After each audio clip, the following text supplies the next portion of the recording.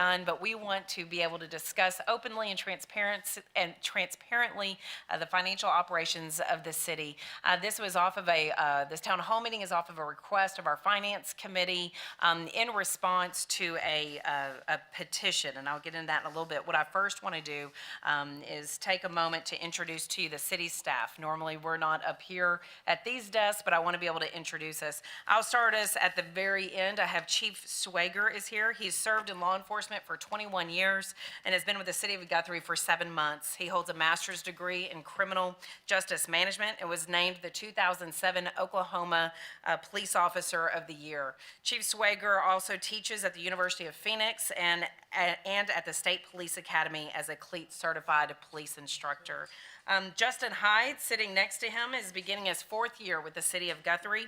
He is an Air Force veteran who holds a master's degree in aerospace administration and logistics from Southeastern Oklahoma State University and a bachelor's degree in aviation management with a business minor from the University of Oklahoma. He is a certified member of the American Association of Airport Executives and holds the distinction of being the 2014 Oklahoma Airport Manager of the Year.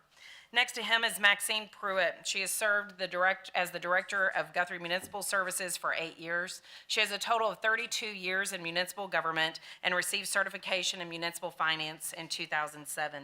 Next to her is Kim Biggs. Kim has served the city since 2000 and has been the city clerk treasurer since 2014.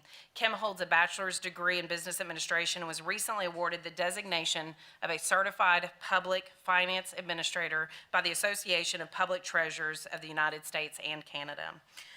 To my left is Randall. He has served as the city attorney for approximately 15 years. He's not real sure how long it's been. I'm just kidding, about 15 years. Sure. He received his undergraduate degree and law degree from the University of Oklahoma. He served 16 years on the Edmond City Council, those last 2 terms as mayor.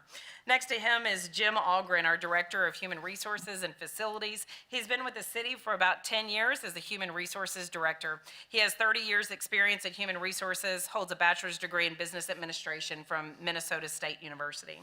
Next to him is Cody Mosley, Director of Community and Economic Development. Cody has been with the city since August of 2012. He holds a master's degree in public administration from UCO, and was recognized by ION Oklahoma in 2014 as the top 30 professionals under the age of 30. Next to Cody is Cindy O, our library director. She was an intelligence analyst in the Air Force for 8 years prior to transitioning into library services. She has a master's degree in library and information studies from the University of Oklahoma, a bachelor's in international relations, and a certificate in United Nations studies. Cindy has 7 years of library experience and has been honored to serve the city of Guthrie and Logan County since 2011. Frank Crawford is also here with us. He is our financial advisor and is considered a subject matter expert in the state of Oklahoma throughout many, many cities. Crawford and Associates has been intimately involved with the city's finances for close to 30 years. I have never been so fortunate to work with such an esteemed, competent, full of character staff than I do here at the city of Guthrie. As you can see from their backgrounds and infinite wisdoms that they have in their groups, I am honored daily to be able to serve alongside these great professionals. I also want to introduce our current serving council members in attendance. We have Vice Mayor John Wood. We also have Council Member Z. Thomas and Council Member Cheryl Padgett. Did I miss anybody? No, thank you. All righty. Well, let's get started. We will entertain questions regarding financial operations after a short presentation. We're not going to talk today about the loose dog on your street or the speeding ticket you may have received 2 months ago, but we really want to stick to financial operations. We're happy to discuss any of those other items during business hours. All the staff contact info is available on the website or in person at City Hall. Please limit your questions so we're respectful of other people's time. And know that if you would like to go into detail about a specific project that we mentioned, I'm happy to meet with you for that conversation. Just please set an appointment so that I don't waste your time sitting through many other meetings and be able to serve you. Please use the podium and state your name and residential address for our record. Today, we want to specifically address operations that were stated in a petition. We want to be transparent and attempt to educate the public about comments. The petition, as you can see, was not clear, nor did it state specifically why the request for an audit by the state besides our annual third-party audit would be necessary.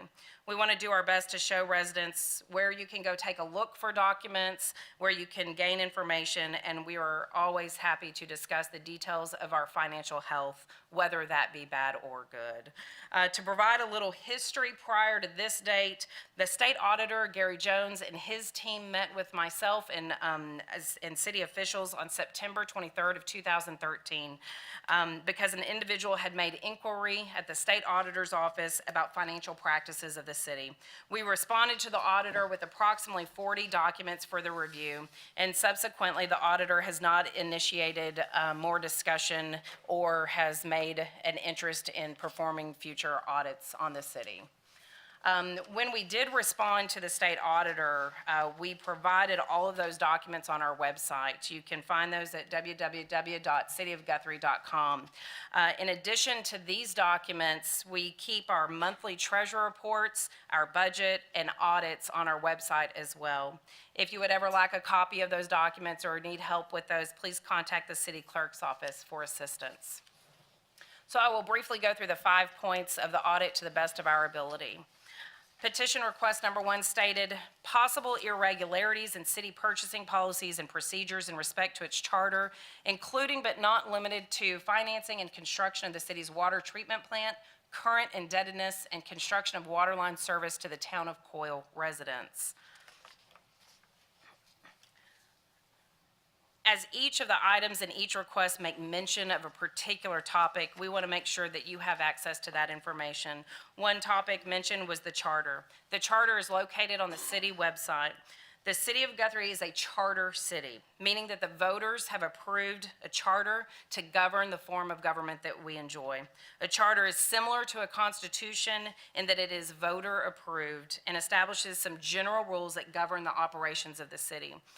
Fortunately, the Guthrie Charter is very similar to the statutory council manager form of government that you would be able to read about on the state statutes for Oklahoma. Even though the city is a charter city, the charter itself regulates very few of the issues that face day-to-day business. Another item that was mentioned was our purchasing policy. The city's purchasing policy is voted on by the city council and can be found on our website. The city must abide by all federal, state, and local policies in regards to purchasing. There is mention of the water plant financing and construction. The way that the water plant was financed was through the OWRB, which allowed for a low-interest loan. The city of Guthrie was awarded $15.3 million in a low-interest loan from OWRB to construct the water plant, work on the water intake structure, and replace a water main. This is a copy of the budget that was submitted to OWRB. The promissory notes, there were 2 promissory notes. The loan was split into 2 loans. Promissory notes were made on December 23rd, 2008, and again on January 2nd, 2009. There was mention of the water plant construction. These were the bids that were received in total. The whole bid package is much more lengthy for me to put on a PowerPoint. You may always request a copy of that. These are the total bids that were submitted for the water plant construction. The low bidder was HCCCO LLC, and the City Council awarded the project to them for construction. Another mention in request number 1 was about the Coyle water line and serving Coyle's residents. We are unaware of any issues with the Coyle construction of the line or the contract to sell bulk water. OWRB provided full funding for the engineering and construction of that line, and the city entered a bulk water contract in August of 2014. I did renegotiate the original contract in 2014 in an effort to cover our cost adequately. Petition request number 2, possible irregularities and/or potential circumvention of city charter in obtaining a OWRB loan without submitting a question, to a vote of city residents. Obtaining a loan through OWRB does not require a vote of the people. A copy of the promissory notes and the charter, as previously stated, are available for your viewing pleasure. Petition request number 3, stated possible abuse, misuse, mismanagement, or misappropriation of fees related to the operation of GPWA. Because staff was not notified of any examples of what that exactly means, when we were presented this petition, we did go back and rely on the state auditor's comments in 2013. This may have represented that the city was sued by Shandorf and Hazelwood via an initiative petition in 2013, and the district judge heard that case. This is a copy of the judge's order in which it says, quote, "Initiative petition, if passed, would cause such an undue hardship on the authority and the city of Guthrie that it would destroy the city's ability to engage in the business of a utility," end quote. We do operate the Water Enterprise Fund as a business. Petition request number 4 states possible irregularities in the repair, maintenance, and possible disposition of the Excelsior Library Building and roof repair to Guthrie Library Building. I'm going to pass this over to Jim Algren, which is over HR and Facilities, to go through a little bit of history about the Excelsior Building. Thank you, Serena. There were two city-owned facilities that were damaged in a real bad hailstorm. Many of you folks may recall that hailstorm back in 08-09. And here you can see the city filed claims as a result of those storms, and out of that we received a little over $19,600 in claims from our insurer, and that was for the public library and for the Excelsior Building. And due to the heavy use of the public library compared to the non-public use of the Excelsior Building, the decision was made to repair the library roof, knowing that the claim amount, that total claim amount of a little over $19,000, would not be enough to cover the full cost of a new roof for our library. And next you see, this is a purchase order that satisfied or helped satisfy, if you will, the bid, if you will, for the new library roof that was put on back in 09. And if you can see that we did bid that out through our purchasing policies and practices, and it was a little over $50,000 to actually re-roof the Guthrie Library, if you will. We did also, at that point in time, we did do repairs or patchwork, if you will, to the Excelsior, what's known as the Excelsior Building also. And with regard to the other statement, if you will, about disposition of the Excelsior Library, at this time, the City Council has not made a decision about the future use of the Excelsior Building. However, staff will make a recommendation later this fiscal year with regard to the Excelsior Building in terms of what we might do with that property, along with there's other properties that the city owns also that we'll be making recommendations from staff to the City Council. And ultimately, they will make the decision on the disposition of those properties. Thank you, Jim. Jim, will you introduce Randall? Next, petition number 5 will be handled by our City Attorney, Randall Shaded. It will? It will be. All right.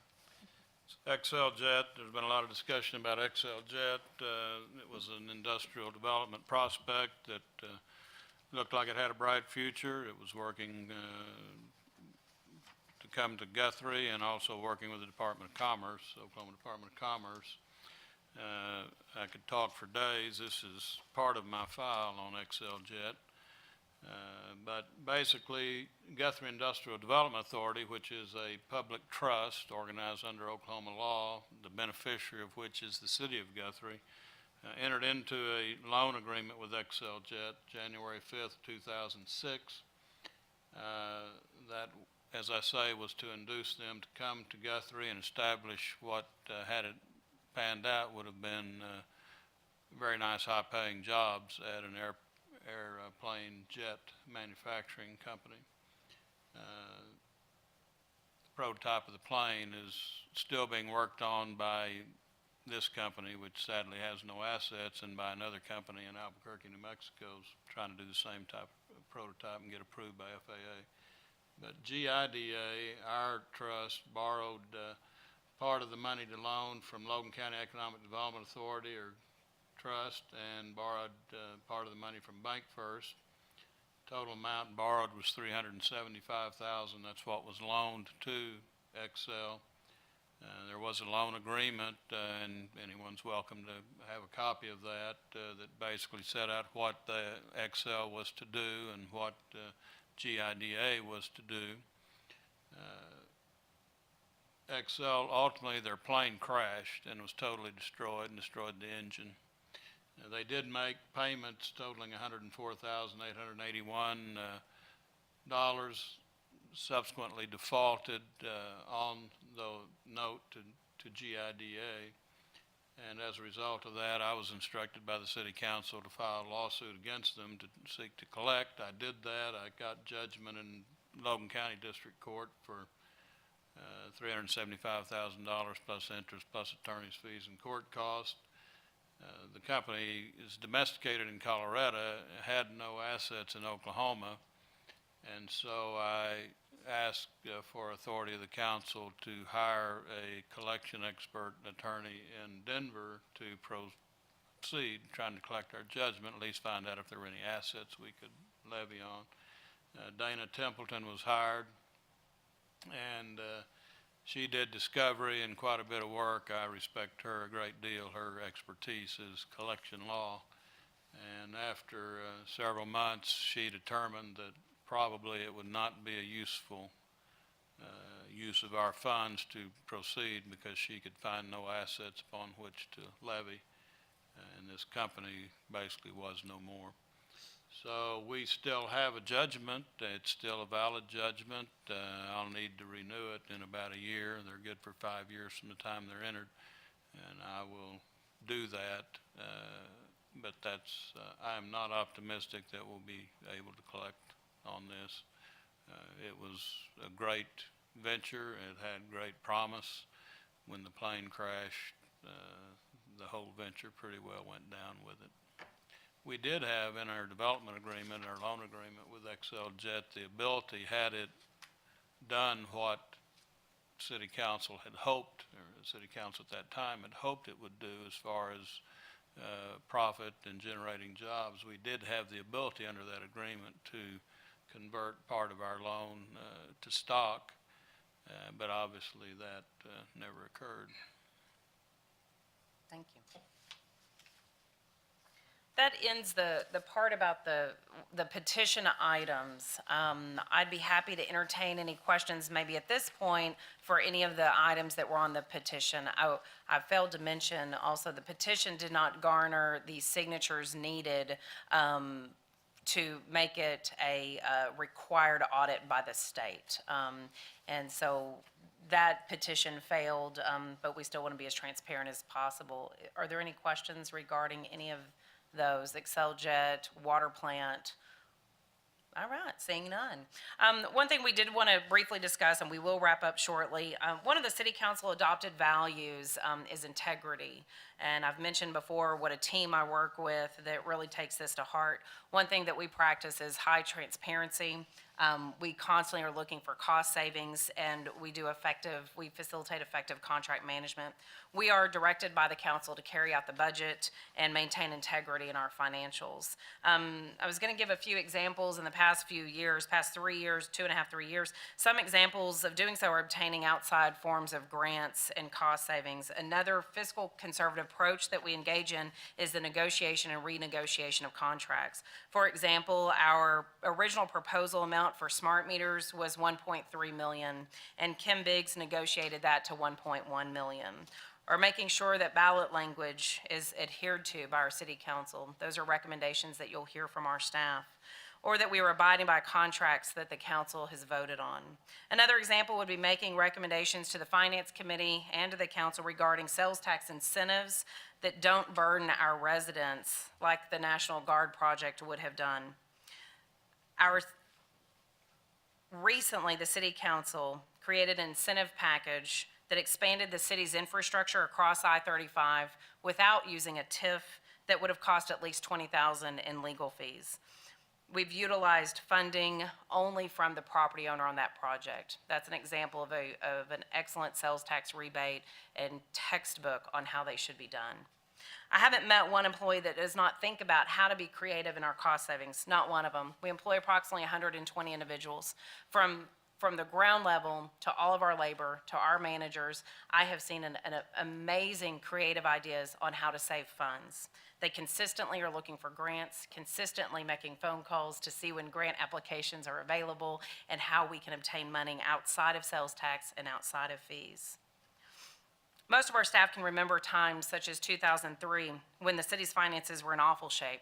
There were furloughs and there were layoffs and a decrease in customer service. The city has progressed and has the team in place that cares about customers and our cost-saving initiatives. A few examples that we've done in the past couple years: we've created a sustainable partnership with the Guthrie Public Schools for the first school-funded school resource officers. We've recently received a K-9, which actually results in that was a $10,000 donation, which added resources for our public safety and our police force. We've purchased and implemented digital citation software that has a return because of its reduction in staff time and accuracy. I hope you never have to see the digital citation software, but now it's different than writing a ticket. It's on, I have never seen it personally in my vehicle, so I don't know about you guys. We've also hired 5 paramedics since 2013. These are the department's first fully practicing paramedics. 2 current personnel are slated to finish their paramedic education in August 2015. That will bring our total paramedics to 7 when we had 0 prior to 2013. We partnered recently with the IRS to provide free online and at-facility tax preparation assistance. We've hosted free AARP defensive driver safety courses. We have provided school visits by the library and provide services that we haven't done before and expanded our programming without additional cost. We facilitate a tree giveaway. All of that is funded from private donors. The AMR, the meter project, was a very innovative move that the City Council made most recently. That technology allows us to practice like a business in that we accurately measure the water that is used. Prior, I'm going to be real frank with you, it was hit and miss on those meters. We now have accurate reading on meters, allowing for us to decrease some operational expenses by having a remote meter and just the performed accuracy.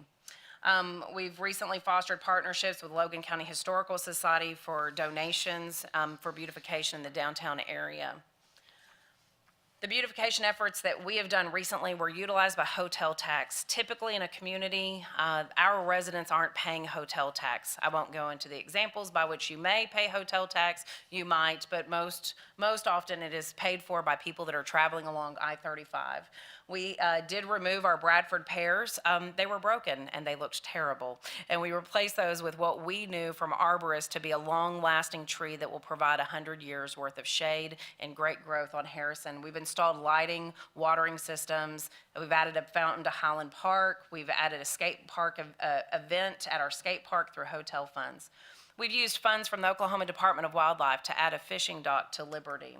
If you haven't been out to Liberty recently, it was recognized in a state publication as having great strides of improvement. If you have not visited Liberty Lake in the past 6 months, I urge you to do so. We've added handicap spaces, repaving, automatic doors at Highland Hall from that hotel tax. We've replaced filter systems and done many updates much needed to the swimming pool utilizing that tax. We've installed outdoor seating, brickwork, and fencing in the library, and we have recently acquired an anonymous donor in our community that refuses to be named, a $17,961 donation for us to be able to purchase children's material and provide a bookmobile that will reach residents in our county that may not be able to get to the library. I could go on and on. I have about 7 pages of items that I've watched the staff do over the 3 years that were extraordinarily creative, and we're not utilizing funds that we typically have done so. I want to thank you all again for being here. I thank my staff. I don't know if you ever watch how often these doors are open at night and what this team sacrifices in their families and their homes to be here at 6 o'clock to 9 o'clock at night, almost every night. We have many, many public meetings, and of course we welcome welcome that, but I want to take the public opportunity to thank them for the sacrifices that they make. I'd be happy to entertain any questions that you may have. Really? Yes, Dr. Wood. Randall, so on the Excel jet, correct me if I'm wrong, I think we paid all that off. Yes, yes. And then, We will never default on a debt that is any of the entities that Guthrie's involved and with. then there's no current councilman or the manager, from that. I mean, that was 2006. It's 2006, So it's totally different personnel. 9 years ago. Okay, well, thank you. Sorry about that, John. Well, and I might add to that, Serena talked about all the things that were in that audit request. Most, if not all of those, have also been requested to be reviewed and have been reviewed by 2 different district attorneys for this district, Water Resource Board where they're involved, the Sheriff of Logan County, the Attorney General, and OSBI. So it's not like everybody hasn't had an opportunity to be heard and looked at. I mean, the complaint, and it's a broad brush, it's kind of aggravating both for council and staff when a broad brush statement is made with no factual allegation to go with it, or what is it that is exactly wrong that you're claiming. No one will ever say that. But they've gone to various state and local law enforcement agencies and sought investigations, and to my knowledge, none of them have seen fit to do any investigation. I guess since I have the microphone, I will add that, you can blame me for being here in some ways because I pushed for this. Because I know we did an audit, we were pushed to do an audit early on by some folks, and so we did an internal audit because audit inspector said, well, yeah, internal audit. So that's what we did. And typically that's what happens. I talked to Gary Jones down in the city about this, and he says, you have people with pitchforks all the time saying, that city's hiding stuff, so, you got to do this audit. And so they go and they get requests to do audits statewide all the time. And what's fascinating is they find that typically it's just people who are upset with the city, who don't know much about the finances of that city. They don't know what's going on. And so they do these pre-audits. And pre-audits typically, our pre-audit was like 100 and some pages of documentation. We put it all on the web, be transparent, something I push to. Let's be as transparent as possible about this process. And then we had a petition that was pushed around the city, and they got some signatures and stuff, to do a full-blown audit that would cost the taxpayers, anywhere from about $40,000 to $80,000, depending on how much work you'd have to find and the questions. And so, I felt like, wow, that's in my mind a waste of taxpayer money. If they've done a pre-audit, Gary Jones and the auditing division down there didn't request more for that, because that's what happens. You do a pre-audit, they're going to look at it and they're going to say, we want more of an audit, or hey, we're fine, thank you very much. And then basically that's what the state auditor did. They just said, that's good enough, 104 pages, 100 pages, that's great. So my push was, since it seems like there's some distrust in the community, let's make sure that this audit is on their website, all the documentation's on the website, and let's have a town hall to talk about these issues and have people who, if they're worried and are upset about what's going on, and because they don't understand what's going on, then come and ask questions. And he says that's basically, when I talked to Gary Jones, who said that basically, why do people have pitchforks? Because if they don't understand what's going on, it's good to be just transparent about it. And so that's what we're trying to do, dispel any type of sense that we're hiding anything. So, tell you the truth, city council, I've been on council for 6 years. This is the most, this is where the rubber meets the road. This is where your council, the most approachable elected officials out there. You can go and have lunch with us. I've had lunch with constituents. I've talked to constituents on the phone for a long time at times. I go to meetings and whatnot, and we're the most approachable folks out there. And we're here to represent citizens. And so if you have problems, you need to talk to your councilman and ask questions and find information. And we can find information. A lot of times I'm calling Serena and say, hey, Serena, I don't understand about this. Or I'm texting her, say, I have a question about this or that, you know.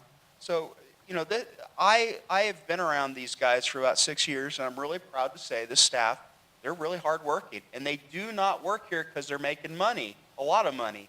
You know, it is a low-paying job, but it's a meaningful job. They make this city tick.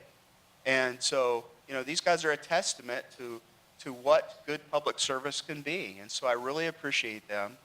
And so anyway, this is the time to ask questions. And so I hope you do ask questions. This is the time we set aside to do that. So please, anybody, ask them.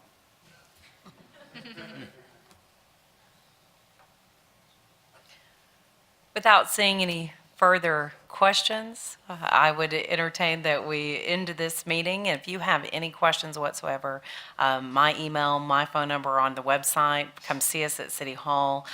We are welcome and very open door policy in regards to our financials and any other questions that you may have. Go home, have a great night with your family. Thank you.